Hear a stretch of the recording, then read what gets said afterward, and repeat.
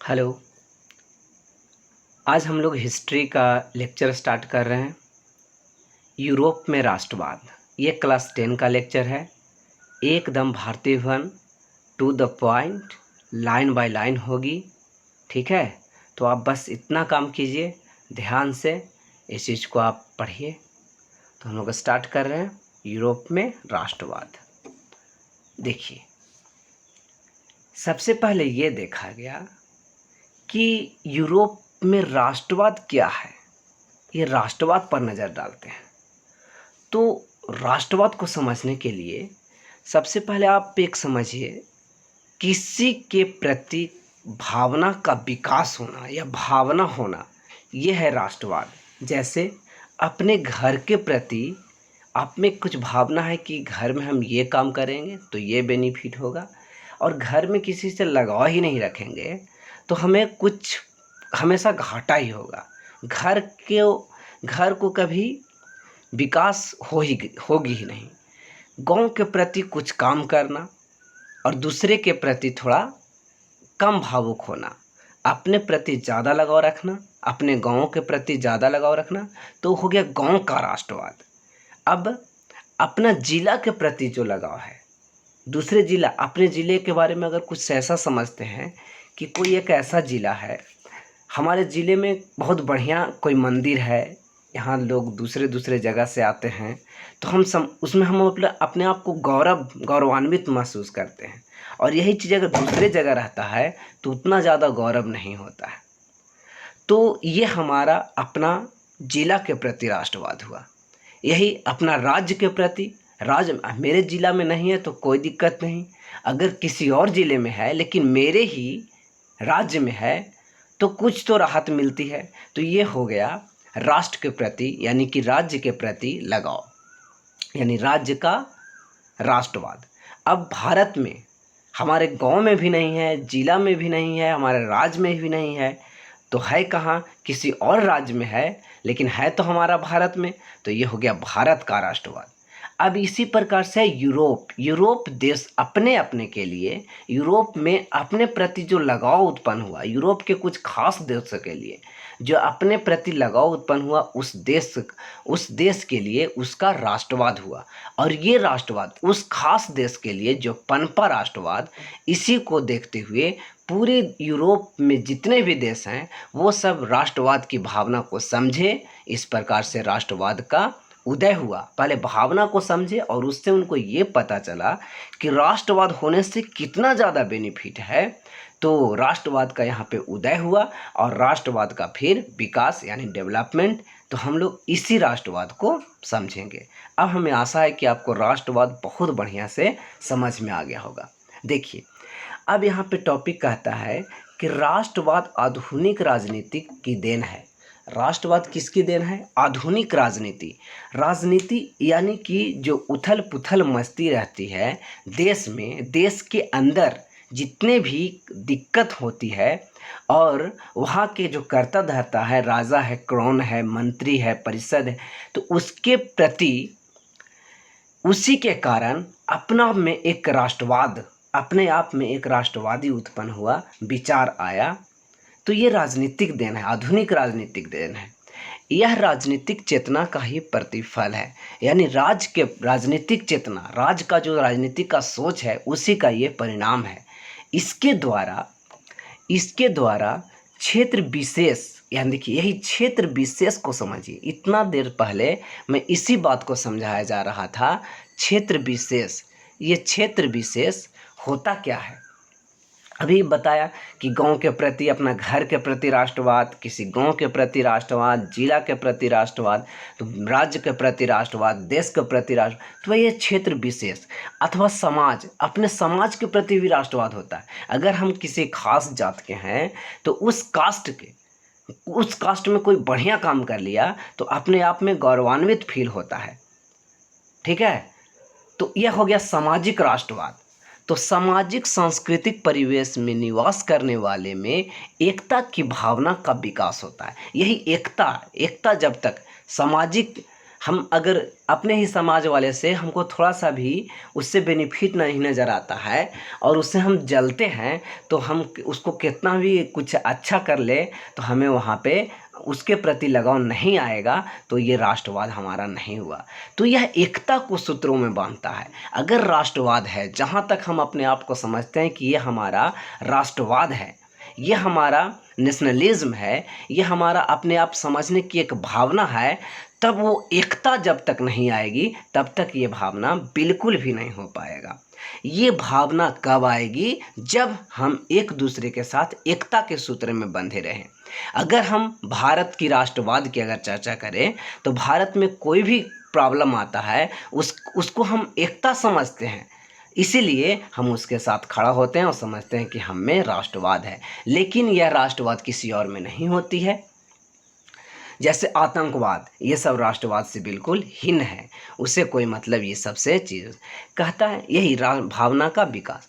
यद्यपि राष्ट्रवाद की अवधारणा पुनर्जागरण काल में ही जन्म ले चुकी थी, यानी उस समय ही राष्ट्रवाद की भावना पनप चुकी थी, परंतु 18वीं और 19वीं शताब्दी में इसका विकास हुआ। देखिए, ये कहा था पहले उदय, डेवलपमेंट, यहाँ पे सबसे पहले क्या हुआ? डेवलपमेंट हुआ। यहाँ पे सबसे पहले डेवलपमेंट हुआ, यानी पुनर्जागरण काल में इसकी अवधारणा नींव डाला गया और इसका जो राइज हुआ, ये राष्ट्रवाद का राइज जो हुआ, ये पुनर्जागरण काल में हुआ, लेकिन इसका डेवलपमेंट हुआ 18वीं और 19वीं शताब्दी में। इसका आरंभ सबसे पहले ये पनपा कहाँ पे? तो 1789 में जो फ्रांस की क्रांति हुई, 1789 में फ्रांस की 1789 में,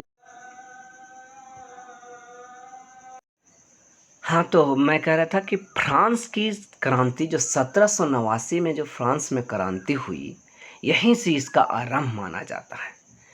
इस क्रांति में पहली बार जनता ने एकजुट होकर, एकजुट का मतलब ही है एकता, एकजुट का मतलब एकता, एकता जब तक नहीं आएगा तब तक राष्ट्रवाद नहीं हो सकती।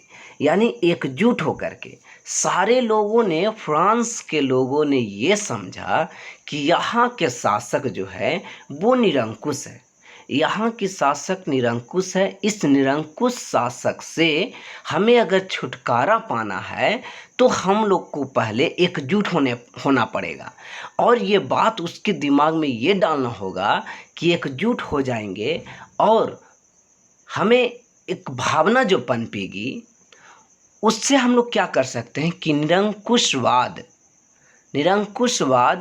शासन को, निरंकुशवाद का सशक्त रूप से विरोध किया और फ्रांस में राज सत्ता का परिवर्तन हुआ। देखिए, एकजुट हुए, एकजुट होने का परिणाम क्या है? राष्ट्रवाद की भावना आना। यानी जो पहले निरंकुश शासक था उसको समाप्त करने का इन्होंने विचार विमर्श करवाया और फ्रांस में राज सत्ता का परिवर्तन करवाया। कहता है, क्रांति के बाद कुछ समय के लिए यूरोप में प्रतिक्रियावादी तत्व प्रभावशाली हो गए। कहता है कि क्रांति के कुछ समय बाद में ही क्रांति हुई, सत्ता में परिवर्तन हुआ, लेकिन यूरोप में प्रतिक्रियावादी तत्व प्रभावशाली हो गए। यानी प्रतिक्रियावादी तत्व, यानी यहाँ पे है जो राष्ट्रीयता की भावना ना उत्पन्न होना, ये तत्व कहलाया प्रतिक्रियावादी। परंतु 1830 के पश्चात राष्ट्रवादी भावना पुनः बलवती हो गई। बलवती मतलब 1830 में कुछ दिन तक, ये 1789 से बहुत दिनों तक ये ठीक ठाक रहा, लेकिन इसमें आप क्या देख रहे हैं कि इसमें शिथिलता पड़ गया। राष्ट्रवाद की भावना में थोड़ा, राष्ट्रवाद जो अपने राष्ट्रवादी दिखा करके राज सत्ता को हटा करके दूसरे में परिवर्तन लाया, लेकिन इसमें कुछ खामियां के कारण ये प्रतिक्रियावादी हो गए। ऐसा लगा कि जो पहले था वही अब भी बन गया, लेकिन 1830 में ये अभी बन गया। इसका मतलब ये 9th क्लास में यहाँ पे पढ़ाई जाना था कि क्या हुआ कि जो फ्रांस में नेपोलियन बोनापार्ट की सहायता से सारे लोग एकजुट हुए और एकजुट होकर के 1789 में महान क्रांति हुई। इस क्रांति से वहाँ के राजा को समाप्त कर दिया गया और यहाँ पे एक अच्छा राज व्यवस्था स्थापित हुआ। लेकिन लेकिन नेपोलियन बोनापार्ट ने खुद को सशक्त बना करके और अपने आप राजा बन गया। इस प्रकार से यहाँ के लोगों में प्रतिक्रियावादी तत्व भी आ गए कि एक बार राजा निरंकुश राजा गया, कुछ दिन तक स्थिर रहा, फिर से निरंकुश राजा आ गया। यही बात है कि 1830 के पश्चात राष्ट्रवादी भावना पुनः बलवती हो गई। राष्ट्रवादी भावना एक बार फिर से जग उठा। फलस्वरूप 19वीं शताब्दी में यूरोप में क्रांति का आरंभ हुआ और इसके साथ ही राष्ट्रवादी धारणा का विकास हुआ, जिससे जर्मनी और इटली का एकीकरण संभव कर पाया। जर्मनी का एकीकरण हुआ और इटली का एकीकरण हो पाया, ये फ्रांस का ही देन है। फ्रांस वासियों से इन्होंने शिक्षा लिया कि हम जर्मनी वासी अगर कमज़ोर पड़ रहे हैं, राजा शक्तिशाली है और वो निरंकुश राजा है, ठीक है, बहुत सा पार्ट में कई अलग अलग राजा थे, तो वो आपस में ही लड़ते रहते थे। प्रत्येक जर्मनी वासी ने ये चीज़ अपना छोड़ा और राष्ट्रवाद की भावना, एक जर्मनी एक हो, इटली एक हो, इसका नारा दिया और यहाँ पे राष्ट्रवादी की भावना पनपी और अपना एक एकीकरण इटली और जर्मनी का हो गया। पोलैंड, हंगरी और यूनान राष्ट्रवाद की लहर में समाहित हो गए, यानी ये भी अछूते नहीं रहे। पोलैंड में निरंकुश शासन को समाप्त कर दिया गया, हंगरी में निरंकुश शासन को समाप्त कर दिया गया, यूनान में भी निरंकुश शासन को समाप्त कर दिया गया। अर्थात हम कह सकते हैं कि राष्ट्रवाद की लहर में ये लोग भी आ गए, जो अच्छा ही हुआ। अब आगे कंटिन्यू और करते हैं।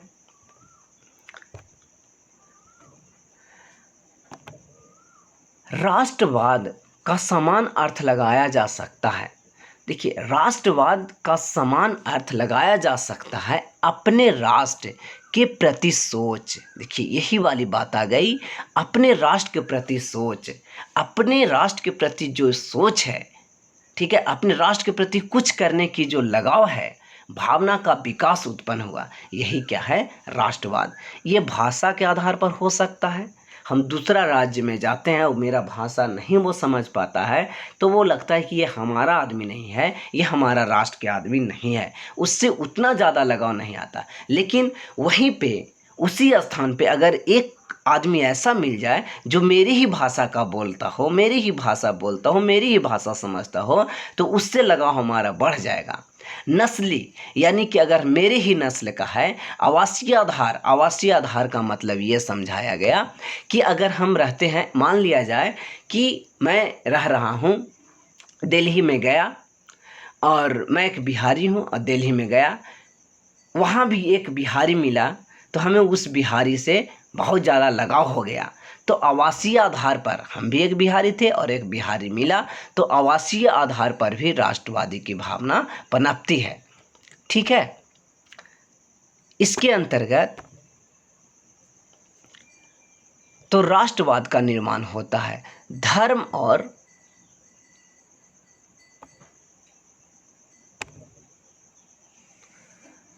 धर्म भी राष्ट्र का आधार होता है। फ्रांसीसी दार्शनिक अर्नस्ट रेनन ने 19वीं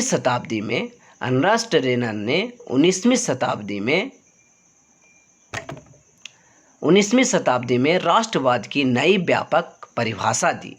देखिए, राष्ट्रवाद की एक रेनन, ये याद रखिएगा कि फ्रांसीसी दार्शनिक राष्ट्रवाद जो रेनन थे, ये किस प्रकार से राष्ट्रवाद की एक अलग और व्यापक परिभाषा दिए, ठीक है। इनकी परिभाषा में ये नहीं थी कि सिर्फ भाषाई आधार पर, नस्ली आधार पर, आवासीय आधार पर अपने राष्ट्र के प्रति ही कुछ लगाव होना चाहिए, ये सब से उनका थोड़ा सा हट करके था। राष्ट्रवाद की कल्पना फ्रांसीसी कलाकार शरियू ने भी की। देखिए, एक कलाकार, कला के माध्यम से फ्रांसीसी कलाकार जो शरियू थे, उन्होंने भी राष्ट्रवाद को एक परिभाषित किया। उन्होंने एक कल्पनादर्श की रचना अपने विचार चित्रों द्वारा की। कल्पनादर्श यानी किस प्रकार से राष्ट्रवाद होना चाहिए, उसकी रचना प्रारंभ कैसे किया जाए, ये चित्रों के द्वारा व्याख्या किया। अब आप देख सकते हैं इन चित्रों में विभिन्न राष्ट्रों की पहचान कपड़ों और प्रतीकों द्वारा की गई। 19वीं शताब्दी में क्या कह रहा है, कपड़ों, किस प्रकार से लोग कपड़े पहनते थे, किस प्रकार उनका सिंबल होता था, कौन से आदमी किस प्रकार, जैसे राजा रजवाड़े का कपड़ा किसी और प्रकार होता था, उसका प्रतीक कुछ और होता था। अलग से ही देखने, दूर से ही देखने के बाद ये पता, कपड़ों को देखने के बाद ये पता लगता था, उनका चिन्ह के बाद देखने के बाद ये पता लगता था कि इस दोनों में कौन राजा है और कौन आम जनता है। 19वीं शताब्दी में यूरोप में राष्ट्रवाद शक्तिशाली तत्व के रूप में विकसित हुआ। कहता है कि 19वीं शताब्दी में यूरोप में राष्ट्रवादी शक्तिशाली तत्व के रूप में विकसित हुआ। इसने बहुराष्ट्रीय साम्राज्यों के स्थान पर राष्ट्रीय राज्यों की स्थापना का मार्ग, बहुराष्ट्रीय साम्राज्य, ठीक है, बहुराष्ट्रीय साम्राज्य मतलब साम्राज्य एक, ये साम्राज्य होना चाहिए बहुत के अधीन में नहीं होना चाहिए, उसके राष्ट्रीय राज्यों की स्थापना, साम्राज्य बहुत ही राजाओं के अधीन में ना होकर के एक के ही राज्य, एक ही संस्था के अधीन में हो, यानी वही राष्ट्रीय राज्य का स्थापना का मार्ग प्रशस्त करवाया। और आगे देखते हैं, कहता है यूरोप में राष्ट्रीयता की भावना को फ्रांस की 1789 की क्रांति एवं नेपोलियन की विजयों ने बढ़ावा दिया। इसके पहले ही आपको मैं बतला चुका हूँ कि यूरोप में राष्ट्रीयता की भावना, जो राष्ट्रीयता की भावना सबसे पहले पनपी वो फ्रांस में पनपी, और वो 1789 की महान क्रांति के बाद नेपोलियन की विजयों ने, ये जो नेपोलियन विजय अभियान शुरू किया, एक छोटा सैनिक से होते हुए एक राजा तक के बन पाया, इस प्रकार से उसको विजयों का ये बढ़ावा दिया। उसको ये, यहाँ के निवासियों को ये लगने लगा कि राष्ट्रीयता के कारण ही आज फ्रांस इतना बड़ा साम्राज्य बन चुका है। फ्रांसीसी क्रांति ने कुलीन वर्गों के हाथों से राजनीति को निकालकर सर्वसाधारण एवं मध्यम वर्ग तक पहुंचा दिया। देखिए बात पहले समझिए, यहाँ पे नेपोलियन की बात कही गई है, यहाँ पे नेपोलियन की बात ये कही गई है कि नेपोलियन एक छोटा एक सेना था, लेकिन अपनी प्रतिक्रियावादी नीति, राष्ट्रीयता की भावना एक दूसरे में इतना ज़्यादा बढ़वा दिया, फ्रांस के प्रति लगाव इतना ज़्यादा करवा दिया, और इन्होंने ये आदमियों, फ्रांसवासियों को ये बतलाने की कोशिश किया कि हम इससे कांटों से निकल पा सकते हैं जब हम में एकता हो, और यही एकता का बढ़ावा दिलवा करके राष्ट्रीयता का भावना पैदा करवा करके एक सशक्त राज्य का निर्माण करवाया। और यहाँ पे जो कुलीन वर्ग थे, कुलीन वर्ग से राजनीति को उसके हाथों से निकाल करके आम जनताओं अर्थात सर्वसाधारण वर्ग और मध्यम वर्ग तक पहुंचा दिया। जो सारा करता धरता कुलीन वर्ग रहता था, ठीक है, अब वो कहाँ गया, सर्वसाधारण और मध्यम वर्ग में आ गया। नेपोलियन ने विजित राज्यों में राष्ट्रवादी भावना जागृत कर दी। इटली और जर्मनी को मात्र भौगोलिक अभिव्यक्ति से बाहर लाकर उसने इसका एकीकरण का मार्ग प्रशस्त करवाया। देखिए यहाँ पे ये समझिए कि नेपोलियन के द्वारा जो भी जीता हुआ साम्राज्य था, ये नहीं सिर्फ फ्रांस के अलग देशों में भी उसके द्वारा जो जीता हुआ जो राज्य था, राष्ट्रवादी भावना उसमें भी जागृत करवा दी। इटली और जर्मनी को मात्र भौगोलिक अभिव्यक्ति से बाहर लाकर उसने उनको एकीकरण का मार्ग, यानी कहने का मतलब इसी के कारण जो नेपोलियन बोनापार्ट ने किया, तो इटली और जर्मनी के निवासी में भी सोचे कि ये भावना अगर मेरे प्रति भी आए, हमारी प्रति भी आए, तो हम भी ऐसा काम कर सकते हैं।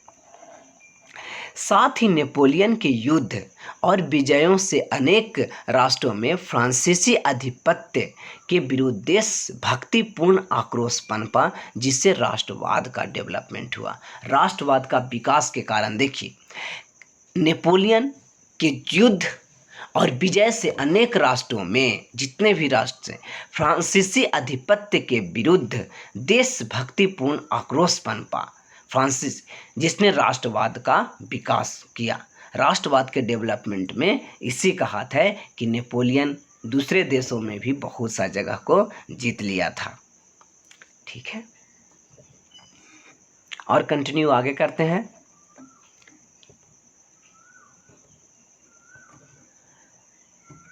कहते यूरोप में राष्ट्रवाद की स्पष्ट रूप से अभिव्यक्ति सबसे पहले फ्रांस में हुई। राष्ट्रवाद सबसे पहले फ्रांस में आई, बहुत बार चर्चा हो चुका है।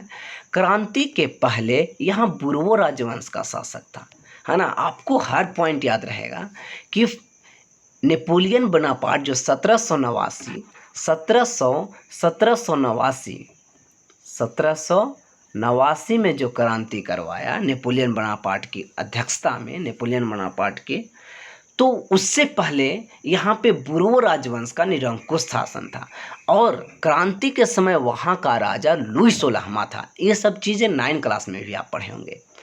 तो बुर्बो वंश में वहाँ का इस समय तात्कालिक राजा था जिसका नाम लुई 16वां। क्रांति द्वारा तानाशाही को समाप्त कर जनता ने सत्ता अपने हाथ में ले लिया।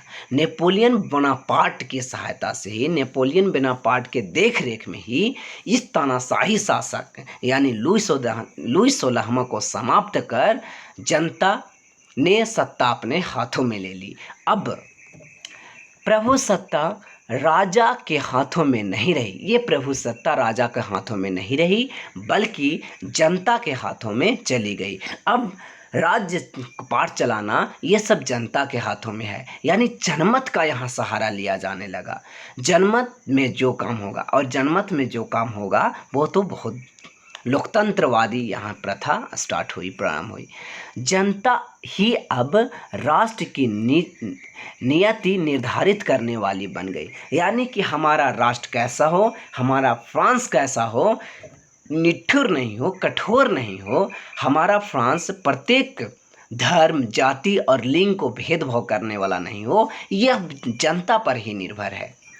क्रांति आरंभ होने के साथ ही क्रांतिकारियों ने राष्ट्रीय और सामूहिक पहचान की भावना जगाने वाले कार्य किए।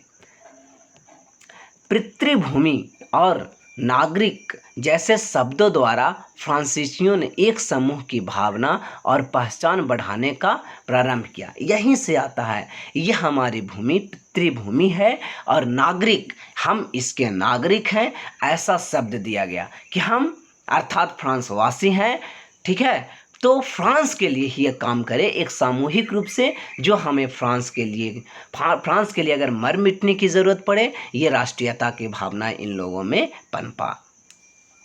नए संविधान अब लोगों की हित के लिए, लोगों की रक्षा के लिए, इसमें कोई निरंकुश आदमी, कोई निरंकुश शासक, कोई निरंकुश वर्ग न पनपे, इसके लिए एक संविधान की ज़रूरत पड़ा और सभी नागरिकों को समान अधिकार देकर समानता के स्थान बल दिया गया।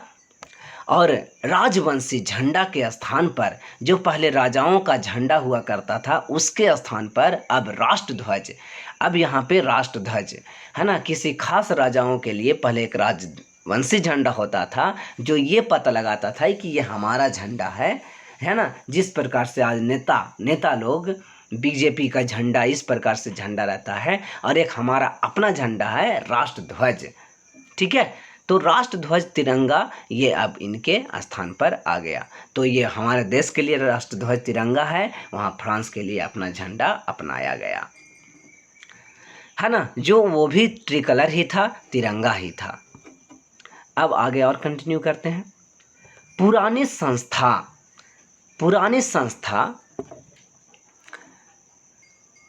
देखिए, पुरानी संस्था स्टेटस स्टेट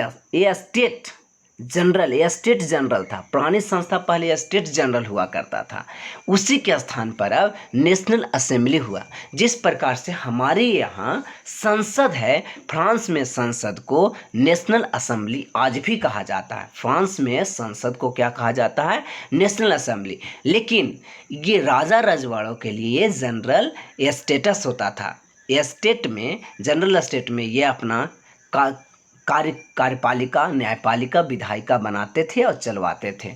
लेकिन अब उसी का स्थान ले लिया नेशनल असेंबली ने।